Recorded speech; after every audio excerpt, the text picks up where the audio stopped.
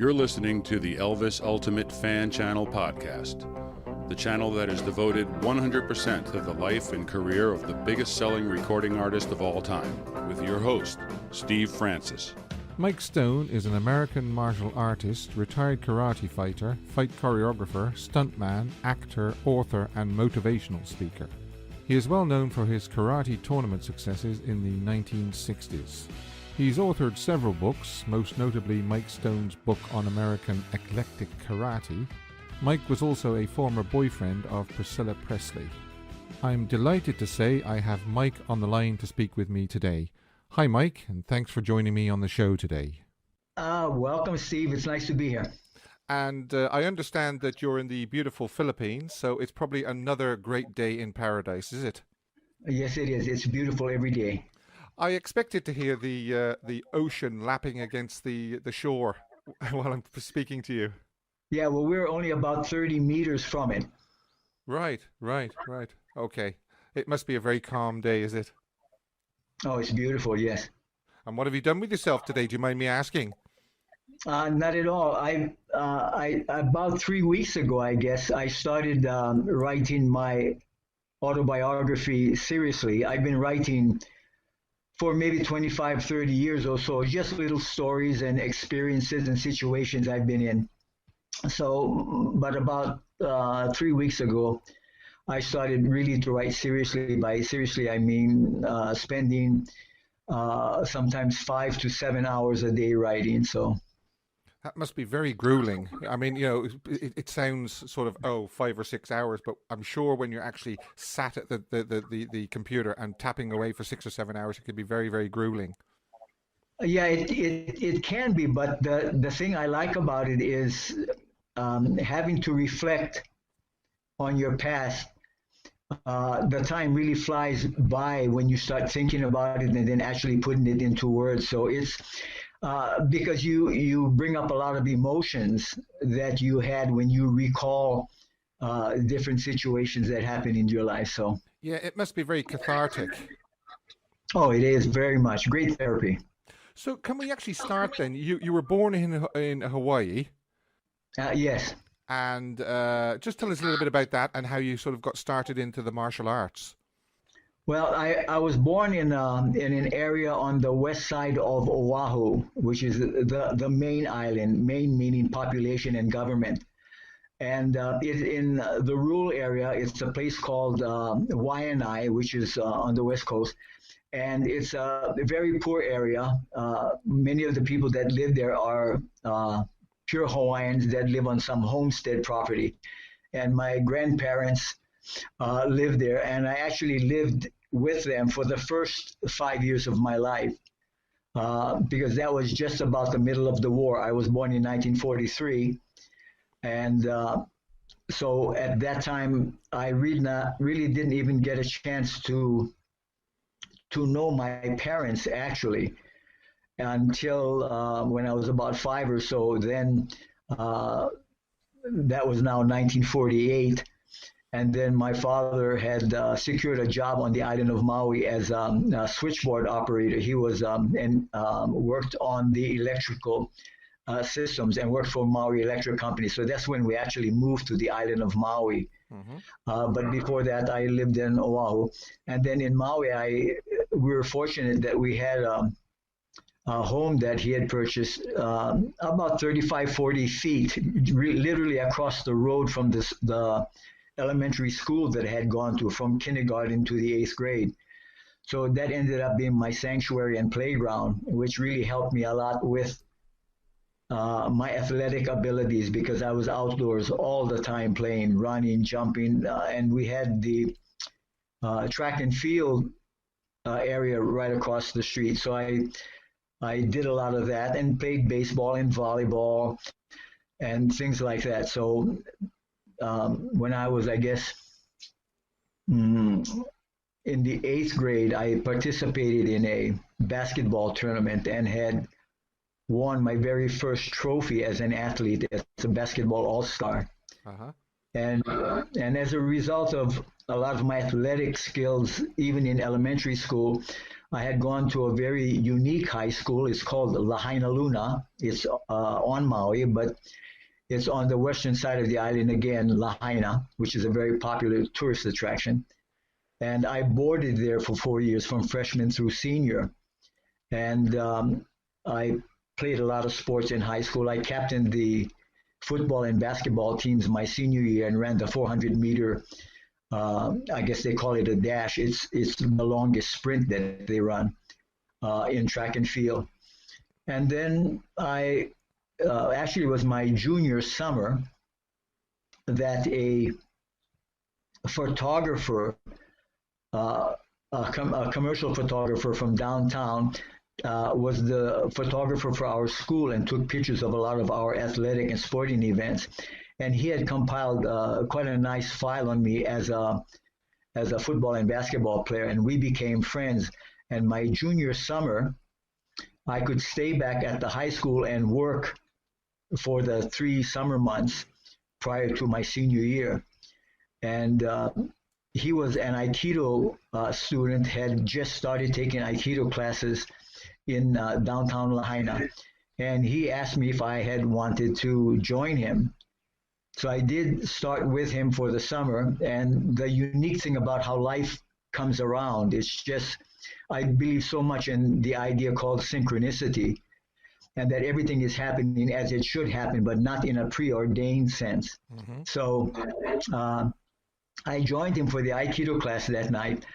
And the night we started was actually the first 2 weeks that Koichi Toihei, which is the #1 black belt of the founder of Aikido, Professor Ueshiba, was actually on a world tour and stopped in Hawaii on Maui for those 2 weeks to teach a class, because he was the one touring the world as pretty much an ambassador for the art of Aikido. Really a gift, because he was so accomplished as a martial artist, but more so he was more accomplished as a person. He had tremendous character, and he was a short, chubby guy, actually, not very physically fit if you look at him, but he was remarkable, the physical things that he could do. Then after I graduated, I had some partial scholarships to play football at a couple small colleges in America. And my father would not support any of it and thought that I would be best served if I joined the Army right after. So I graduated about, I guess the 12th of June in 1962. And the 4th of July, I was inducted into the United States Army along with 310 other fellow Hawaiians. And we took a ship up to Fort Ord, California, where we had our 8 weeks of basic training. You were stationed in Fort Chaffee, is that correct? Yes, Fort Chaffee. Yeah. Obviously, Elvis fans will be familiar with that. Yes. Yeah, I heard about that also, that he had spent some time there. Yeah. Was that where he had his first haircut? I think it was, yes. Yes. Filmed by a couple of cameras. Yes, I'm sure, yeah. Okay, sorry, yeah, so continue. Sorry to interrupt you. So, well, anyway, at Fort Chaffee, I was now going to be there for the remainder of my enlistment. I was enlisted for 3 years, so I had about 2.5 years left. And one day while we were playing volleyball, the guy that actually ran the post gymnasium was a Hawaiian guy, a very good friend of mine. His name was James Keanu. And he was in charge of the post gymnasium, and I would go to play. He asked me to play with him and most of the officers. So this one lunch hour while we were in the middle of a game, we heard something rattle the windows, and we thought it was maybe an explosion of some type, but it was some very loud banging noises. And when we stopped from playing volleyball, we looked around and we saw this guy in the corner of the gymnasium, and he had on a karate outfit. But remember, this is 1963. Yeah. And nobody really knew about what karate was. So we thought he was a Mexican chef, because he was dark-skinned, had a nice thin mustache, and about 5'9". And it was this guy named Herbert Peters that was punching the folding bleachers that they had, those roll-away bleachers that you could push back. So he was punching that with his bare knuckles and rattling the windows. And we saw that and was wondering, who in the world is this guy? He's nuts. So after it was over, and we finished the game and everybody left, and Jama or James Keanu and I were there, then this guy walked over to us, and immediately by his accent, because Hawaiians talk a dialect called Pidgin English, which is not accurate English. And he said, "Hey, brother, what you guys doing?" I said, "Hey, how you doing? You from Hawaii?" And he said, "Yeah." He said, "Oh, me too. Really? Yeah. Where you from?" "I'm from Maui." "Oh, me too. Really?" And apparently I had gone to school with his younger brother, who was my hero in high school. He went to the same boarding school I went to, and he played the position of end, a receiver, which is the position I played as a result of watching his younger brother play, which I didn't know was his brother, obviously, until that moment. And he said, "Well, I just came from Okinawa, and I want to start a karate club here on post. You guys interested in joining?" So I said, "Yeah, that sounds like fun. I'd like to join." And what happened was our very first session that we had, there was only 6 of us that attended the first class.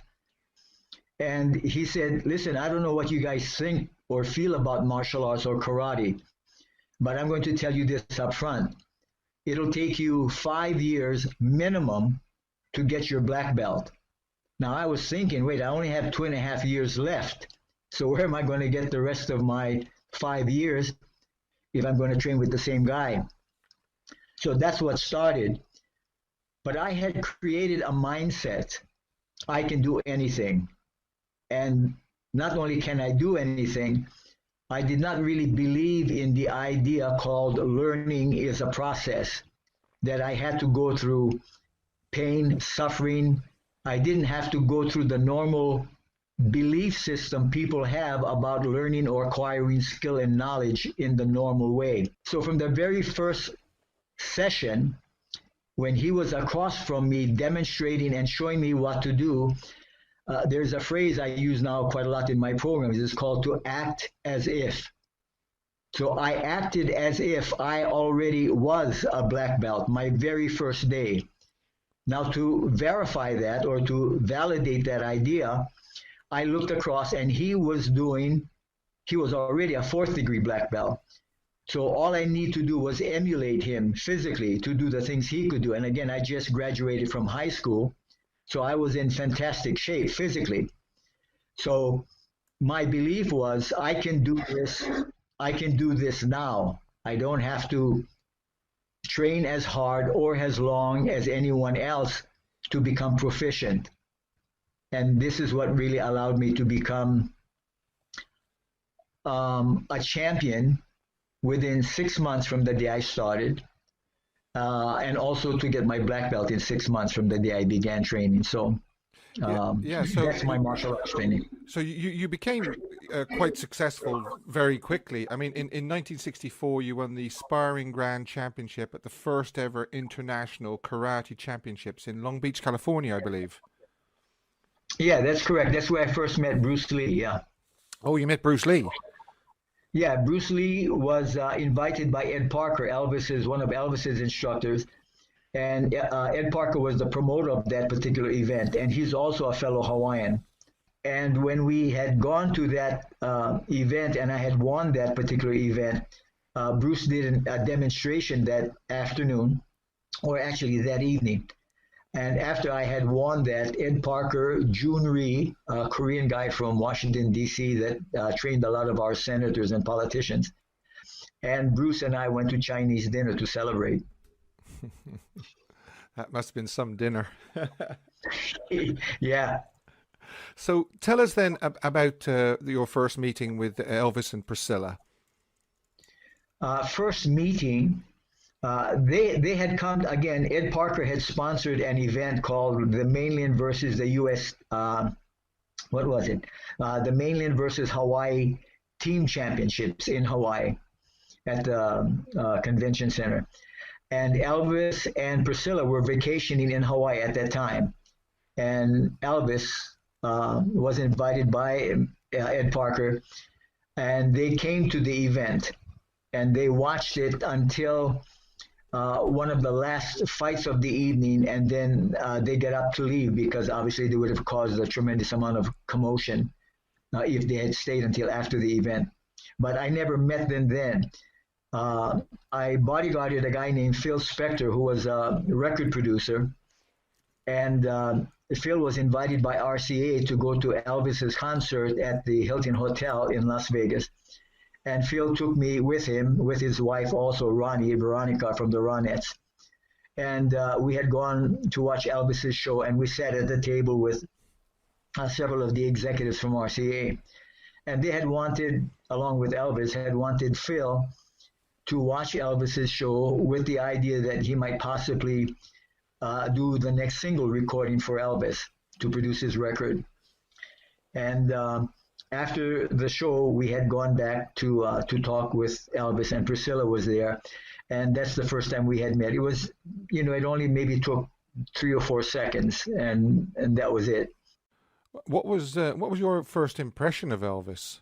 Well, first of all, I was always a fan. Yeah. That sounds strange, but yes, of course, I knew who he was. And there was a thing when, television was quite new in the mid-'50s or so, especially at our home.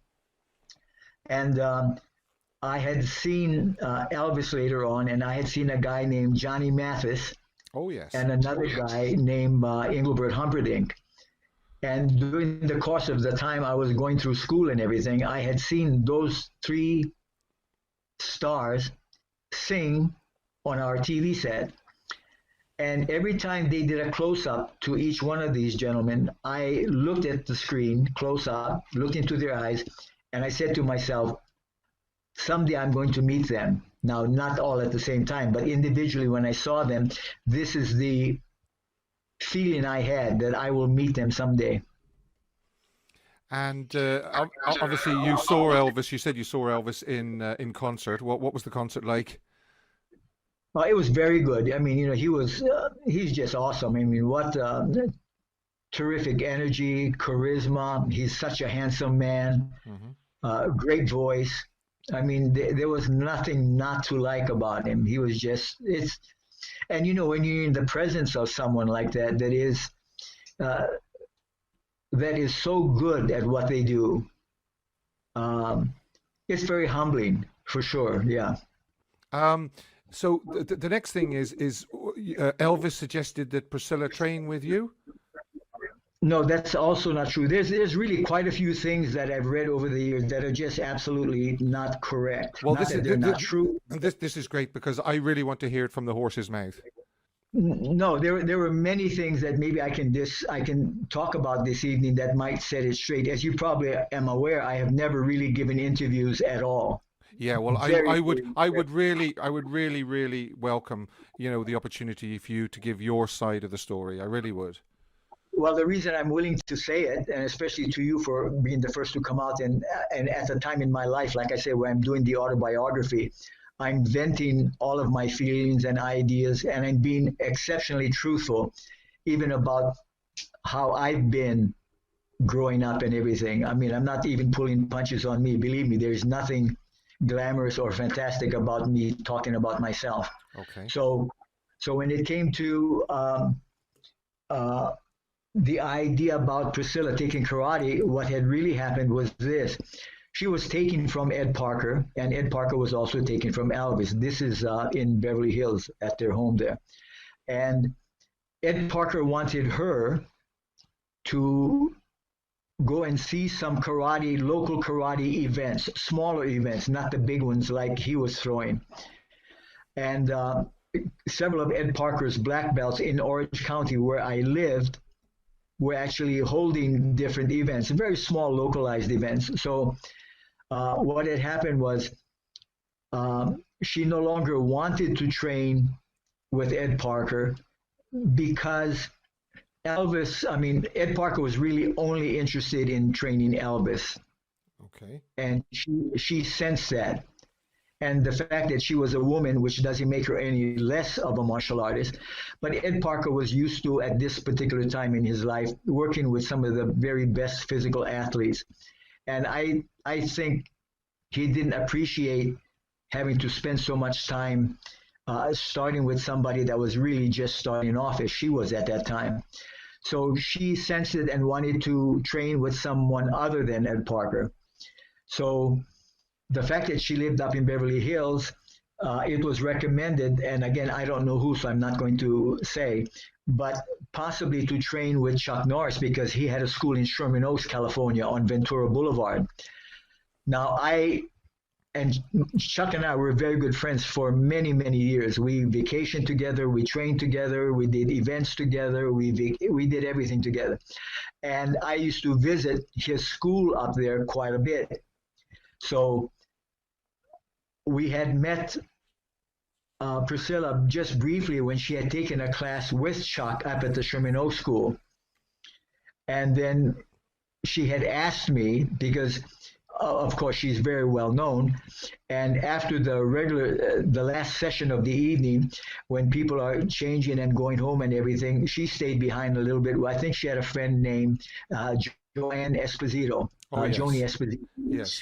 So Joni and a girl named Nora, I think from Memphis, but they had accompanied Priscilla to the class. So they waited for her, and then we were talking, and since I was a good friend of Chuck, obviously I stayed behind to talk with Chuck. And we had just briefly mentioned, and she had asked me if I have a school. And I said, yes, I do. And she says, oh, where is it? I said, it's in Orange County, California. It's about 50 to 60 miles away from here. It's really quite far. And she goes, oh, it might be interesting for me to come down and watch one of your classes. And I said, no, I don't think so, because it's really quite far. And it would be not fair for me to say, oh, yeah, sure, come down and watch the class, because I knew that the reason she had gone to Chuck was for convenience. Mm-hmm. So for me to even consider that she would drive all the way to Orange County to take classes from me was just like, you know how they talk in Hollywood, right? They say a lot of things. Yeah, let's meet for lunch and let's do this and that. And I believe she was being nice and gracious, but I believe that's the kind of chatter that it was. And I'm really a no-nonsense guy. I don't know if you've ever heard about my reputation, but I cannot stand pettiness. I just don't like it. Yeah. I like people that shoot right from the hip. So I just said, I kind of discouraged her from even thinking about coming down to my class. And anyway, she said, well, can I just have your number if we decide sometime to come down with my friends? Because she admitted then that I have never driven on the freeway before alone. Oh, wow. So she's always had somebody to drive with her.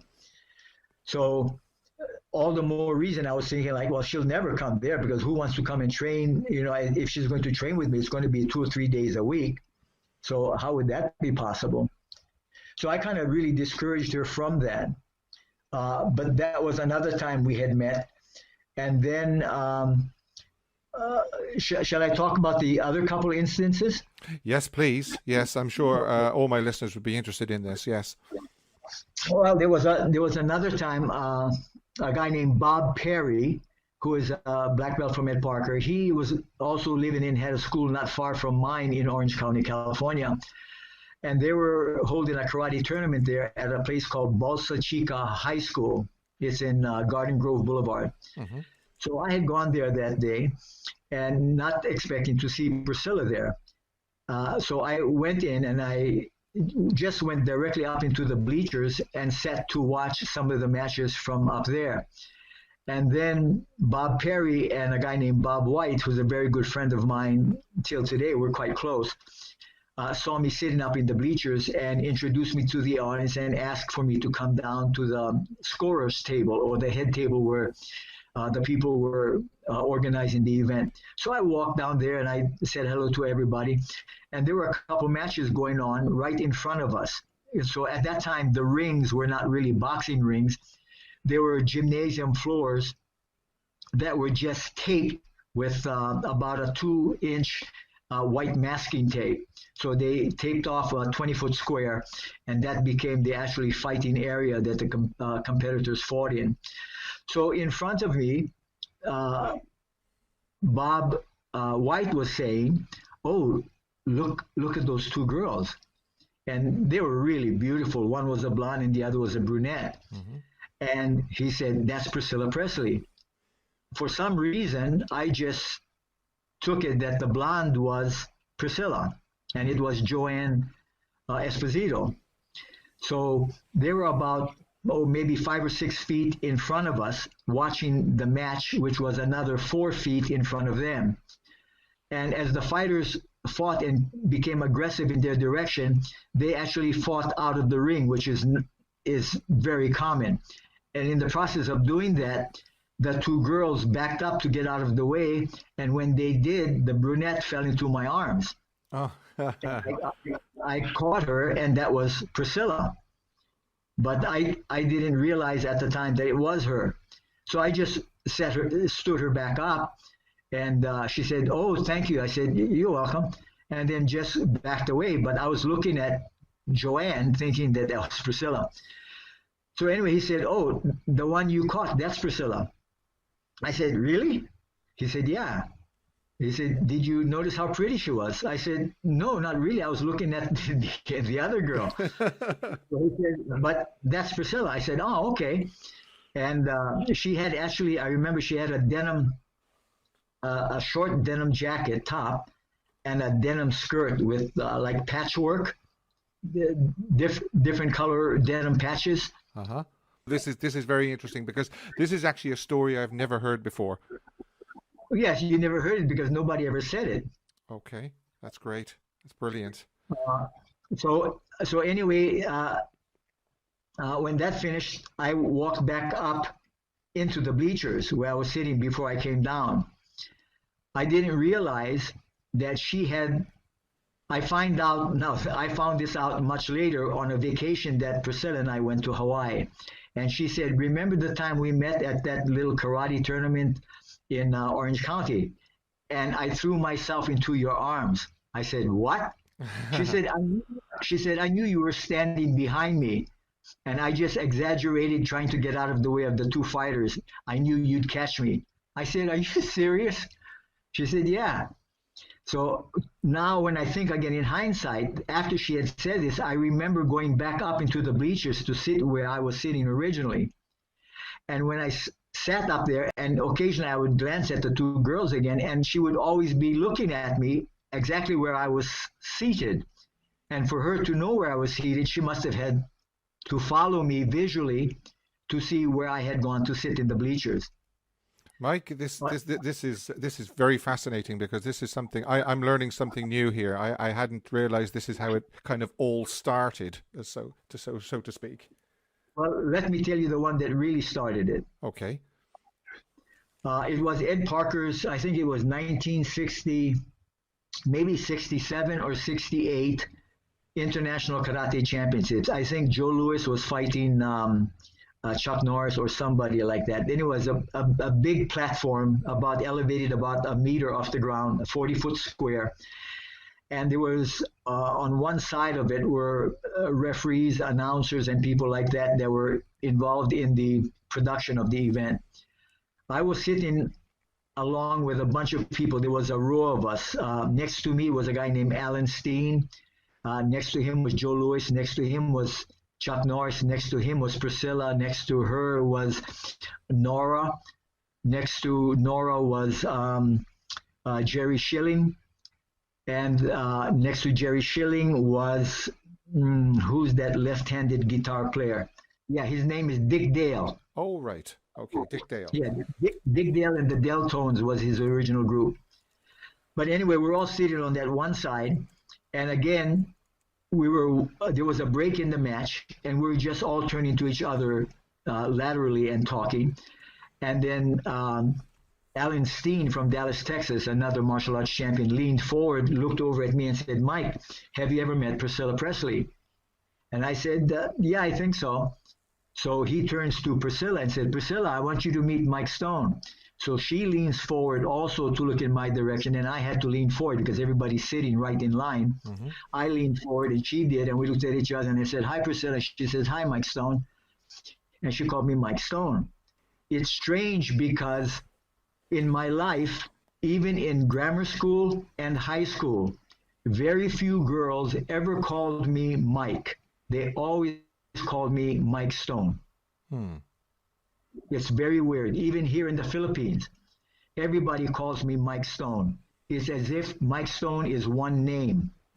Very strange. So Priscilla called me that, and then the evening was over, and everybody was milling around and talking and everything, but everybody was slowly leaving the arena floor. This is the Long Beach Arena. And I was talking now to Dick Dale and his wife. And at the time, he was married to a Filipino girl who was a Tahitian dancer at one of the Polynesian revues in Orange County, California. So we were talking, and we were talking about their lions, because he lived in Orange County, a place that he had a permit, because most people had lots over a quarter of an acre. And if you did, he had a permit allowed him to keep a couple lions on his property, female lions.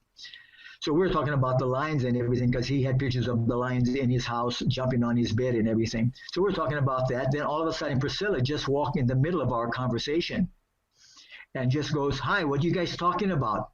And then Dick said, "Oh, we're just talking about the lions I have." She says, "Oh, yeah, that's fascinating," like that. And then, so she kept looking at me to say something, and I wouldn't, and then I would just keep talking to Dick. Then finally, Jerry Schilling came over with Joanne Esposito, Yeah. and Jerry said, "Scylla, we have to go now. It's getting late. We have to get back to the house." So she says, "Oh, okay, I'm going." So they started to walk away, and then she was saying good night to Dick Dale, but she didn't say good night to me. So she just turned, and I said to her, I said, "Good night, nice to meet you." Now, this really must have been the third or fourth time we've met. And she walked away, and she walked all the way to the folding doors entrance to the arena, which was now about maybe 35, 40 yards away from where we were standing. And I was still talking with Dick and his wife. And she stopped, and she was now with Joanne and Jerry Schilling. And she stopped and turned, and there was still quite a few people in the arena. And she said, "Good night, Mr. Stone." So, and then she said, "Good night, Mr. Stone." I said, "Night, nice to meet you." And then when she left, I said to Dick, I said, "Man, she's a weird chick, huh?" I always feel that when somebody uses somebody's full name, it's almost like a mark of respect. I mean, if somebody was to say to me, "Well, now, hello there, Steve Francis," it's almost like they're showing a great deal of respect to you. Yes, and I think the reason I have always experienced this in my life was because when I started kindergarten, I was a year older, because when we transferred to Maui, when I was 5, we couldn't get into the school in time, so we had to wait another year. So I was already a year older in the kindergarten. Then in the 4th grade, I was such a disruptive student, I was failed. I flunked the 4th grade and had to repeat it. So the new kids that came into class, the 3rd graders that now came to the 4th grade, which I stayed in for another year, they already looked up to me because I was a year older than all of them. But by now I was 2 years older than the kids in that particular class.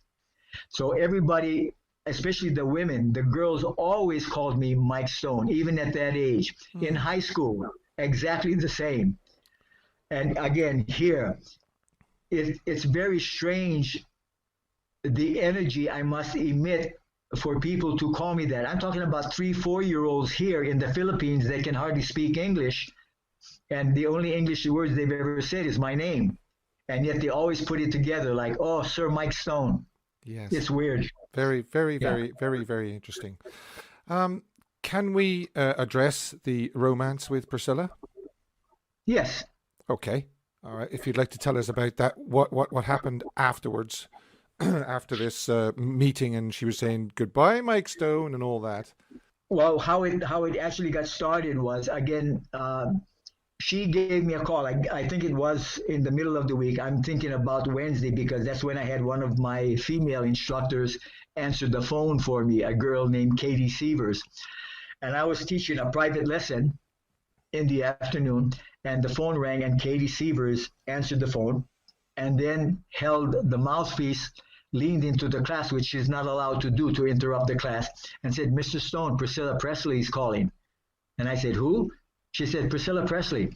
I said, tell her to call back later. I'm not finished with my class. So she told Priscilla to call back later because I'm in the middle of a class. So she called back later when, she said, no, call back in like 15 minutes, whatever it was. When she called back, this time I answered the phone. I said, hello. She said, hi. I said, hi. And it's almost like she said, hi, expecting I should know who she was. So I said, yes, can I help you? She said, yes, Mike Stone? I said, yes. She said, hi, this is Priscilla. I said, hi, how can I help you? She says, oh, I'm sorry I interrupted your class, and sounded a little sarcastic, I said, no, it's a policy we have that when I'm in the middle of class, we don't, it can't wait, regardless of who's calling. So she thought that she was so special that she could interrupt the class, I guess. I don't know. So I said, how can I help you? She says, well, I was thinking about coming down to watch one of your classes. And I said, all right. So she says, when do you have them? I said, Monday through Friday. Our last class is from 8 to 9:30. And she says, so I can come down and watch? I said, sure. And she said, oh, anybody can watch? I said, yes, anybody can watch. So I guess she thought I was making a special thing for her to watch the class. I said, no, we actually have a sitting area that is like a bleacher style. There's 3-step seats up that parents and friends of students can actually watch the class. I have nothing to hide in teaching. So she says, oh, okay, maybe I'll come down, and I have to bring a friend of mine. I said, all right, fine. So that was it. She says, okay, bye. So I said bye. And then a couple nights, I guess it was on the Friday night now, she came down with a girl named Nora that was from Memphis that was staying with her. And apparently Elvis was not in California at that time for her to leave, to go that far. Uh-huh. So Nora drove her down to Golden West Street in Huntington Beach. That's where my second school was. So she came and watched the class. And then after class, we have a normal, especially Friday night after class, we have a pizza night. So after we finished the class, everybody had left except for the instructors and myself, because I normally take the instructors out for pizza on Friday evenings at the end of the week. So she's just waiting around and, waiting for other people to leave, because I thought she wanted to ask me some questions. And then she says, oh, the class is very interesting. I might be interested in taking classes. I said, didn't we talk about this once before at Chuck Norris's school about how far it is for you to come down? And she said, yeah, but I may have some time. Now, again, she may have said that knowing that Elvis wasn't going to be around for a couple of months, maybe. I don't know. So I said, okay, so I'm kind of like moving toward the door. Everybody's already outside and leaving. We're getting ready to lock up, and they put away the equipment and sweep the floor. And she says, oh, where are you guys going? I said, oh, we're just going to go next door for pizza. It's our pizza night. She goes, oh, can we join you? I said, yeah, sure, absolutely. She said, you sure it's all right? I said, yeah, it's fine. So she joined us, and we all went there for pizza. And then slowly the instructors started to file out. And then I was left with her and one of my chief instructors, a guy named Howard Hansen, who was the president of the WKA, World Karate or World Kickboxing Association, later on. And so he stayed with me, and we were talking, and we just talked. It got later and later, and it says, my God, you guys have to, it's a far drive back up. You guys have to leave. And she goes, oh, no, it's okay. So apparently she was not concerned about having to get home. And then so she did say, okay, it was nice watching the class, and, is it okay if I call you if I decide to take classes? I said, yeah, sure. So she eventually did. And then the first couple of times she came down, Nora drove her. I think the second or third time she came down, I was going home. It was not the Friday night pizza thing. I was going home, and she said, do you mind if I go home and meet your wife and children? And I was just shocked. I said, what? She said, would it be okay if I meet your wife and your daughters? I said, no, it's okay. Do you really have time? She said, yes. So I took her to the house and introduced her to Francine, my wife. and my two daughters, Shelly and Lori. And one thing led to another. She kept coming down all the time. And, I'm talking about 3 or 4 days a week. And she did very good. She was an excellent dancer. She really enjoyed dancing. And I think under Chuck, she was a green belt in Tang Sudo.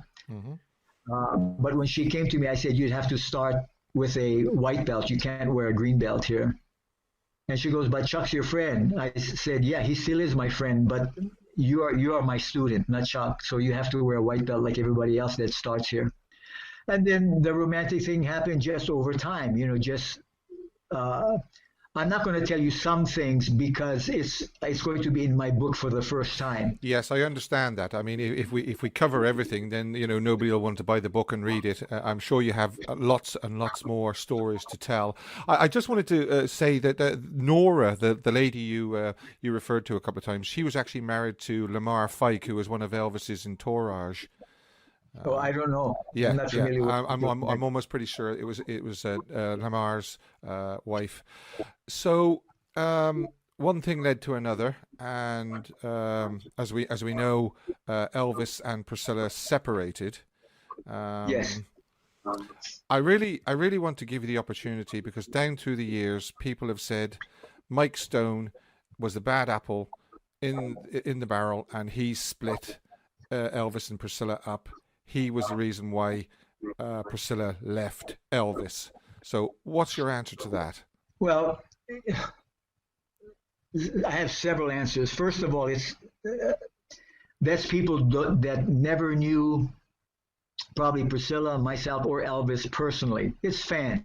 It's people that love and respect Elvis, and they felt like they needed to protect him. So all of this I understand. I understand the nature of people. So that doesn't bother me. But what did bother me, again, at that time, it doesn't bother me anymore. What bothered me then was the media took a basic premise that I had stolen Elvis from Priscilla. And I was asked by a friend of mine to attend an event, I think it was in Vancouver, and I did.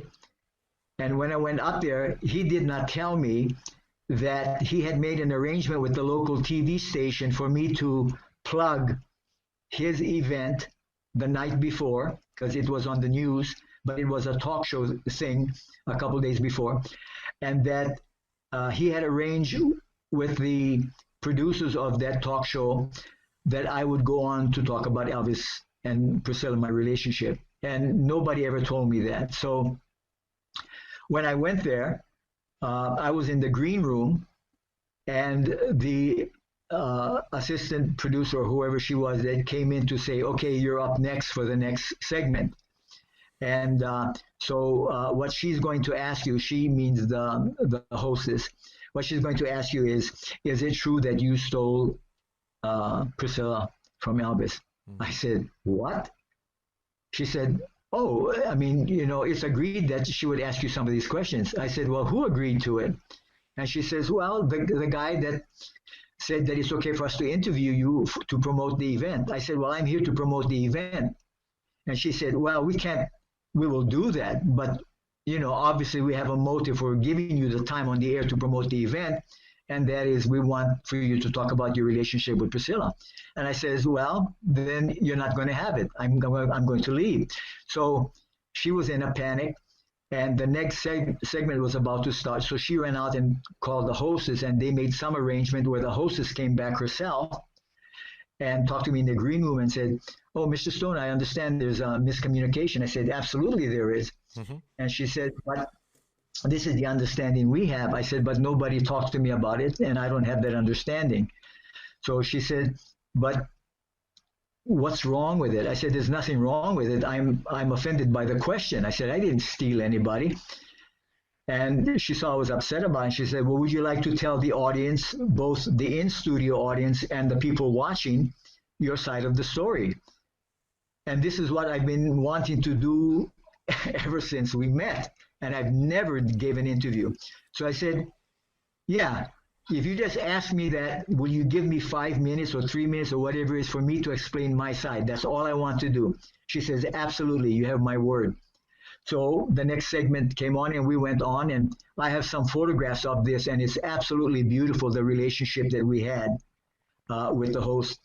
So she said, Mike, I already know what she was going to ask me. Mike, let's just cut to the chase. I have to ask you this question. Is it true that you stole Priscilla from Elvis? And when she said that, she told me what camera to look in.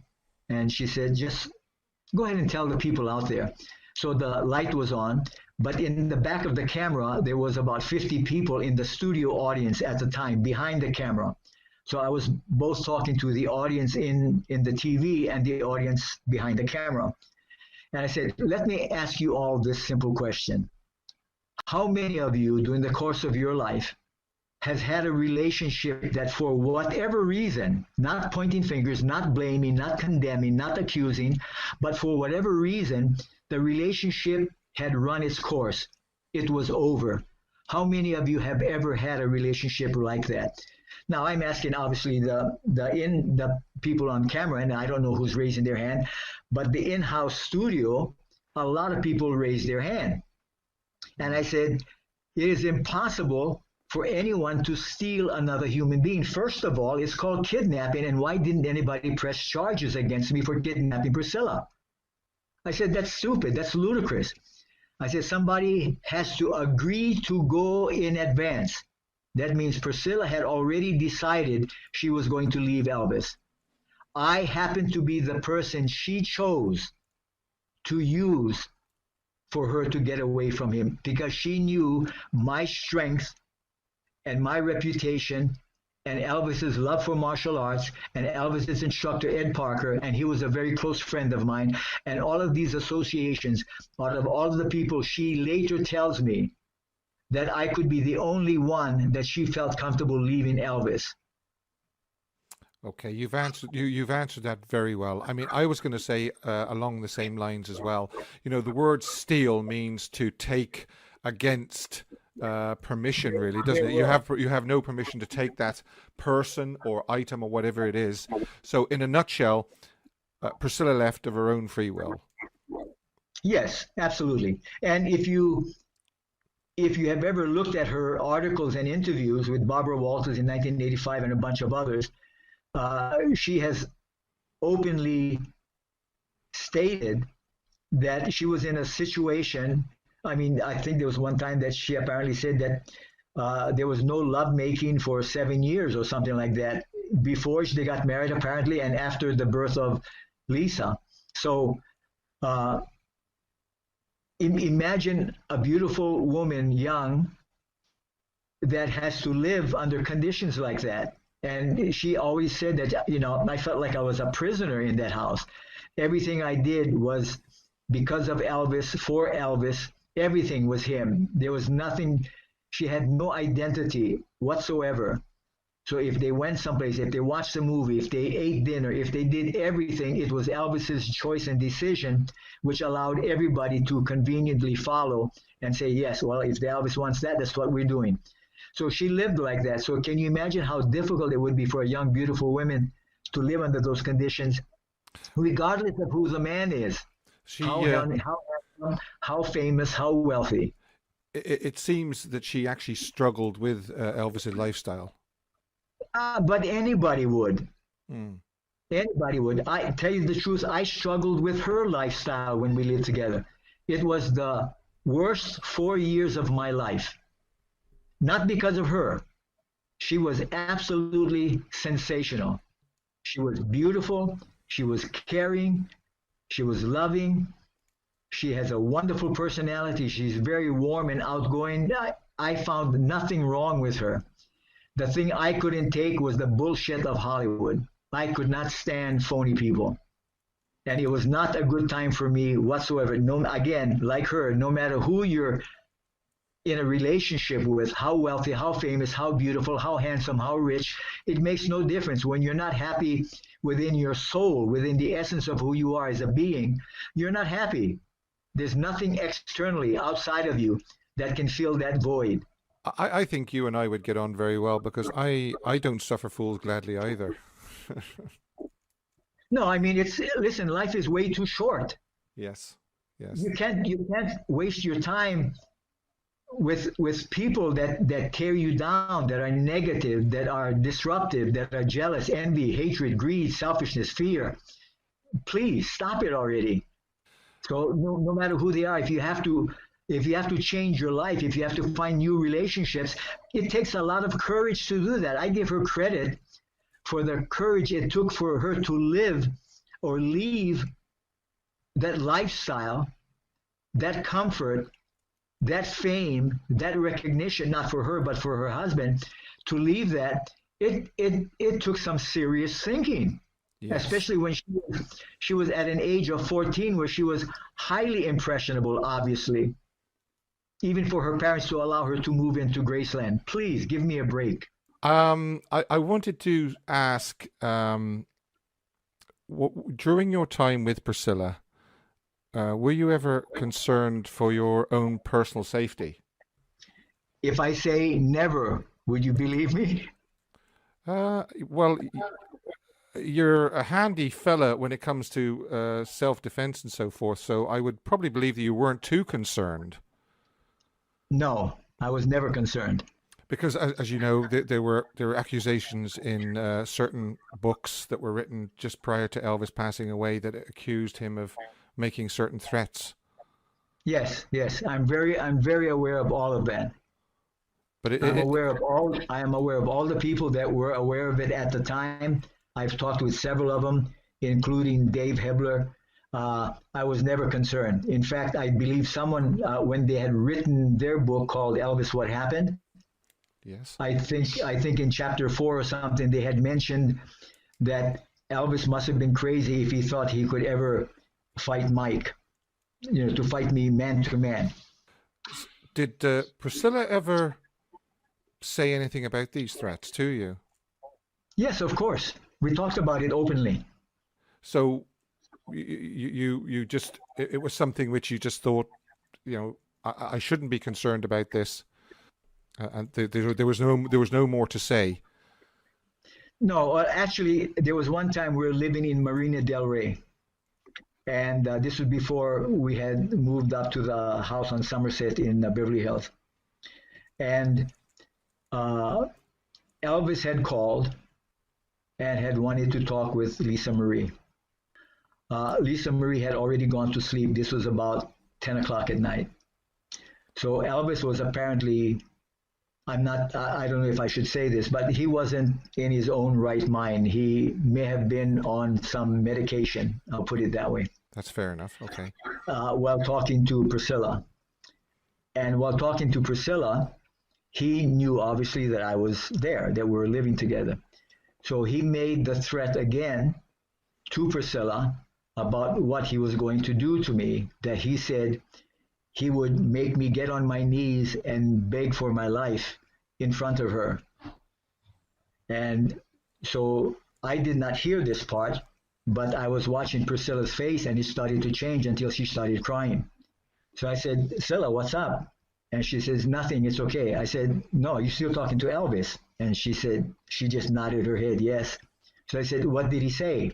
She said, nothing, it's okay. I said, what did he say? And she said, oh, he's just angry and upset and he'll get over it. But what did he say? And he said that he'll come over here because he knows where we live and that he will beat me up and put me on my knees and make me beg for my life. So she was holding the mouthpiece at the time. And I grabbed her hand and moved her hand from the mouthpiece. And I said, Elvis, I will never run away from you, ever. Was he still trying to get Priscilla back? Did he want Priscilla back? Because I believe that Elvis moved on. He accepted that Priscilla wanted a divorce. But there are people who said that he always loved Priscilla and he was asking for her to come back right to the very day he died. Well, I really don't know that. You would have to ask Priscilla. If Priscilla knew that situation, she was nice enough not to say it to me. Not that I knew Elvis, because I only met him probably on 4 occasions, but I knew him very well because of Priscilla, because of all the stories she said. But even if she did not, if a man is this good looking, this wealthy, this sought out after by everyone, if he has the world at his fingertips, and the thing that he prized most was to give the impression that he loved his wife no matter what. And I'm not saying he did not. Even, men are basically, I'm not talking about Elvis, I'm talking about me right now when I say this. Men are basically dogs. Okay. They are basically animals. This is the nature of the male. So when I say that, I'm talking about that in relationship to attracting and being with women. So he knew how popular and famous he was.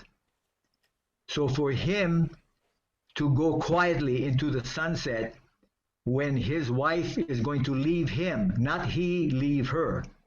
He has left every other woman in his life, but she left him. What do you think it did to his ego? What do you think it did to his pride? What do you think it did to his reputation? What do you think and in the state that Elvis was at the time, I'm talking about partaking in a lot of medication. I mean, who if you are around him to know that he shoots television sets, he has guns everywhere, under the cushions, under pillows, in the bathroom, everywhere in the suite at the International Hotel. And when I walked in, he was giving me a tour of the suite, showing me where all the weapons were. So how secure is a man that he has to show another man, look, I have a gun here, one here, 3 in the bedroom, 1 over here, 1 in the bathroom, in the living room, in the plaza, in the kitchen. So do you understand what I'm saying, Steve? Yeah, I've got a better understanding now. I think you've actually addressed the points I was trying to get at, why he said those things to Priscilla, why he acted the way he did prior to the divorce and so forth. Yes, I understand, and I understand it. I mean, I never thought he did anything wrong. He was simply being a man, and the man that he was, this is the way he chose to express himself and how he wanted to vent his anger and frustration, disappointment, jealousy, whatever it was. I mean, I'm not a psychiatrist. I have a hard time dealing with my own thoughts. Your relationship with Priscilla sort of run its course. As you have mentioned previously, that's what relationships sometimes do. Yes. And was it I think you said 4 years. Yes, because from the time that she started, we hardly started to have a relation from the time that she came down to take karate lessons with me. Oh yes. So this was over a year and a half before anybody in Hollywood knew where she was going on weekends. We actually had an apartment in Naples, in Long Beach, long before anybody knew. The only people that knew that never said a word were my students and my karate instructors. That's how long we were already dating before anybody had any suspicion. Okay, so and all this is going to be covered in the upcoming book that you're working on. Yes. And I think you've outlined that you're going to kind of break it down into 3, maybe 4 sections. Is that correct? That's correct. And the first section is going to, well, you can tell me actually, what is the first section going to cover? The first section deals with my childhood. I kind of broke everything down into 10-year segments. Just for writing, so that it's easier to put everything in chronological order and write everything as they were happening, as I remembered it. So I did things in 10-year increments. That's my early life. Then when I went into the military, that started my karate career. So from about 19 years old, for the next 20 years or so, was my involvement in martial arts, tournaments, competition, promotion, schools, all the ninja movies, all of those activities that dealt with my martial arts skills and abilities. During that time also, I had met quite a few celebrities that I had worked with from time to time in different capacities. So another section of the book is going to be about my relationships with celebrities. I have a relationship with Engelbert Humperdinck that has been absolutely amazing. We are still very close friends. We at least communicate through email once a week. I still help him with his dieting and fasting, juice fasting, and things like that. Whenever he has concerts here in Asia, in the Philippines, in Singapore, in Thailand, Malaysia, Hong Kong, in Australia, I always go and travel and be with him when he's here in Asia. So we have a tremendous relationship that started many years ago. That's another part of the book. A part that I am deciding to leave out of the autobiography has to do with the program I have been working on for the last 25 years that I've been living here in the Philippines. And it's called the Life-Changing Experience. And it's a program that has evolved throughout my life from the time of my mother's death when I was 11 years old.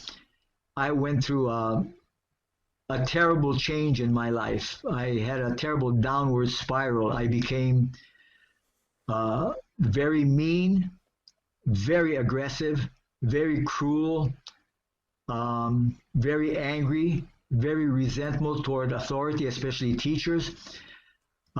Yet coaches in my life has been my saving grace. Whenever I participated in sports, from coaches I received tremendous amount of encouragement, positive attitude, never quit, never give up, all the positive things. But because I disrupted the classes so much as a student, I caused hell in the elementary school, and even with authorities. So at one point, I could have probably been taken away to juvenile detention, but one of the police that are good friends with my dad talked my dad into enrolling me into a boxing program when I was in the 6th grade, and the boxing program was coached and taught by prisoners from Olinda Prison. These were hardcore people, and this is where I started to understand about discipline, honor, and respect, because they beat the shit out of me all the time. And these are people in prison, and I'm only maybe 14, 15 years old, and they had no qualms about jabbing you full on right in the face or punching you to the body and dropping you to your knees. So it was all of this and all of my life's terrible, terrible decisions and choices I've made is what I cover, and I'm going to weave that like a parallel track in my life. That at the same time I was choosing a lot of negativity, anger, resentment, hatred. At the same time, I had some people that always believed in me as I was growing up through sports. And if it wasn't for sports, the cliche goes, I would be dead or in prison. And that is not a lie. So I have a lot to be grateful for. And when I left America to come here to the Philippines, because I was making some movies in the early 80s here in the Philippines. I made several of them with Canon Films. I found a paradise here, the home that I'm still living in, the place that I've lived for 35 years. It has tremendous energy here. It's a vortex of very positive energy, and it's been very good for me. And I created a program called the Life-Changing Experience, and primarily what it is all the negative things I've learned, looking at the positive side of it, and changing my life completely, and using my life experiences as the focal point of the program that I've been doing. And since then, I've had people that come to me from all over the world, from England, Germany, France, Italy, Australia, America, that come here to do this program. And it's not a cakewalk. I mean, you come here, you do either 7, 14, 21, or 30 days. The ones that many of the people that have taken the 7 days have come on to do 14 or 21 after. But you're not allowed to eat. You're not allowed to leave the property. There's no smoking, no drugs, no sex, nothing. You stay here. You do meditation. You do martial arts training full bore. You only drink vegetable juices, fresh. One guy that is a very good friend, that still, he contacted me today because it's his anniversary with his wife. They're in Australia now, but they're from Hong Kong. She is. He lost 33 pounds in 21 days and 5.5 inches off his waistline. Wow. Still exercising to the max. I mean, I have, quote unquote, no mercy when it comes to discipline. I am truly hardcore. If people want to make changes in their life, it's going to take courage. And if you could, or if you did have the courage, you would have already made the changes you preferred to live, but you haven't. So it takes someone like me. And not only do I tell you what to do, there is nothing I ask you to do that I do not and will not do at the time I'm teaching you. So I do the fasting, the juicing, the exercise. I do everything with every client that come here. And every client does it only one-on-one, private lessons. I don't want to talk to other people about your life. And I'm sure you don't want to share it with someone else. Yes, go ahead. It sounds tough, but as you say, you follow them and do it along with them. So it's tough but fair by the sounds of it. Yes, and again, every example I use of the negativity that they are also experiencing in their life, I have also been through. So it's nothing new. There's nothing that I'm telling them that I haven't experienced. In fact, I use my life as examples in storytelling about each one of the things that they are confronted with. I say, well, don't feel bad. I did exactly the same thing. So we are not different. And this is the thing I want people to understand, that I got so much credit for being such a natural athlete, gifted and everything. That's nonsense. I was no better than anyone else, ever. I just had a different way of thinking, a belief system that allowed me to be the best I could be. I never competed against anybody. I never had opponents or competition. I never believed in that. I was my greatest opponent and competition, not the guy standing in front of me. He didn't matter. That's why I walked over everybody so effortlessly. Why? It didn't mean anything. I didn't give them an identity. They were just somebody they put in front of me to kick his ass for 3 minutes. You do motivational speaking as well, don't you? Oh, yes, absolutely. I was going to say the other sections of the book is obviously going to include your relationships with probably Phil Spector, obviously Priscilla and Elvis, Engelbert you've mentioned, Michelle Pfeiffer and Bruce Lee. We mentioned Bruce Lee at the beginning of the interview. What about Michelle Pfeiffer? Just touch a little bit on that. Yeah, Michelle Pfeiffer was sent to me by a guy named Spielberg or Spielman. You know, the older guy that does a lot of TV series before. Anyway, he was going to produce a pilot series called, I think it was Cats, Katz or Kats, and it was 2 guys and a girl that were like undercover agents, and Michelle Pfeiffer was who they were looking at as the female, but she had no martial arts experience. So they sent her to me for several months to do martial arts training, and then we ended up having a romantic situation for a while. When she was on the Johnny Carson show for the first time, I went with her on that particular evening, and Johnny Carson just fell in love with her. I mean, she is such a natural. She's so beautiful. You know, it's sad that a lot of people, of course, you can't be having affairs and relationships with everybody you meet, but it's sad that people like Priscilla and like Michelle that are gifted, that are truly beautiful people inside, that they are so easily misunderstood and misrepresented because of their beauty and their position in life, and not taken at face value. I think this was one of the major reasons that Priscilla wanted to leave. She wanted her own identity. She wanted to see if she could make it on her own, succeed or fail, that she would be responsible for the outcome of her life. So, and Michelle, my goodness, what a gifted actress, unbelievable. So yes, I'll talk about, and listen, I'm not doing it to be nice or trying to be nice or afraid what anybody. There is nothing I could ever say bad about the people I had relationships with except Phil Spector, and I will tell the truth about that. I'm really looking forward to this book, I must admit. Have you any idea when it'll be ready for publication? No, I don't even have a publisher. I'm just writing it. Again, I've been writing it off and on for 25 years now, just making notes about different aspects of my life and different situations. So now I'm digging out all the notes from all the files I've had over the years, and I'm now putting it together. I'm putting it into different categories, primarily right now by years. The first 10 years, the next 10 years, yes, like that. I'm breaking it down so it's easy for me to not get overwhelmed with the entire process. And probably no title yet either. That's probably the last thing on your mind. The title? Yeah. I had an idea for it. I was thinking of Nothing But the Truth. Oh, yeah. That's snappy and to the point anyway. Nothing but the truth. Yeah. That would work. Well, I don't know whether it will or not, but that's one of the ones I am leaning toward.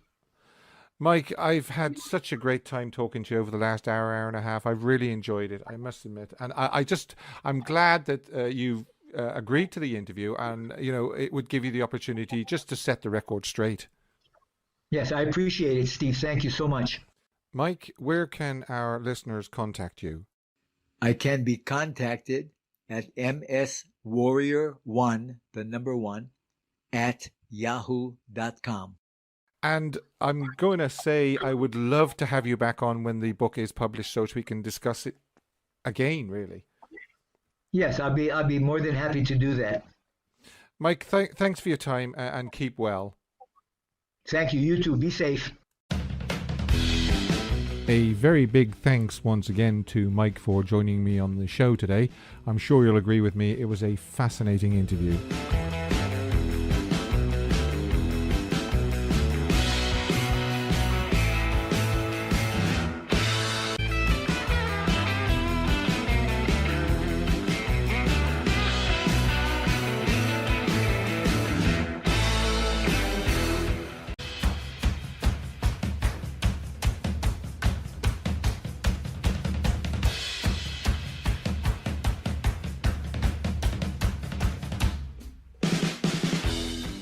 Thanks for listening, and I hope you'll join me next time for another episode from Elvis the Ultimate Fan Channel podcast.